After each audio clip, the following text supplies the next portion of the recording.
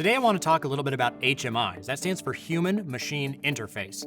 And a typical industrial HMI is a pretty tough computer screen that often has touchscreen capabilities that allow an operator to not only see things about the system, but also interact with it.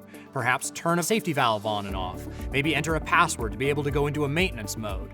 They can communicate with a central control system, but they're programmed independently, which means not only is it important to consider what kind of information we want to show on these screens, but it's really important to remember the user interface, or UI, which is an entirely different thought process than simply the data alone.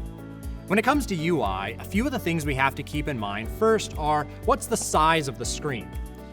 Here I have examples of two different sizes, but there's HMIs that are a lot bigger than that. And nowadays, HMIs might be as big as a large screen TV, mounted up on an opposite wall for people to see. The size of the screen determines how much information we should be placing on the screen. Another thing that we have to consider is colors. Now, colors, certainly we have to make sure that they contrast well enough that we can see the difference between perhaps a safety button. Is it red or is it green? The status of a button. But we also have to keep in mind that some people have difficulty seeing certain kinds of colors. So it helps to be able to have a process by which we run through and see, is this going to be an issue for somebody who's colorblind?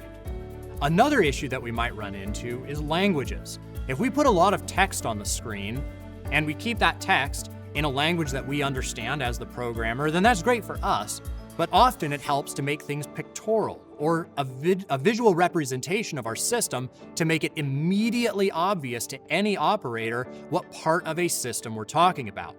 We also have to keep in mind that where this is placed is going to have an influence on the amount of light reflection that we have.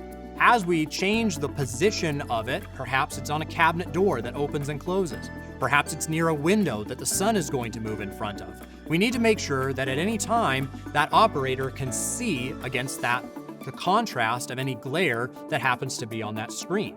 We run into the same problem when using a cell phone outside, where we need to turn brightnesses up and down. We also need to consider and choose different types of coverings and coatings to make sure that the screen is appropriate.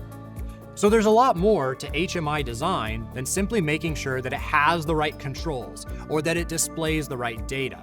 This idea of UI, the user interface, and the user experience, which is UX, are also appropriate for the industrial setting that we hope to be able to run efficiently and troubleshoot problems as quickly as we can. And it all comes down to how easily somebody can see and use the information presented.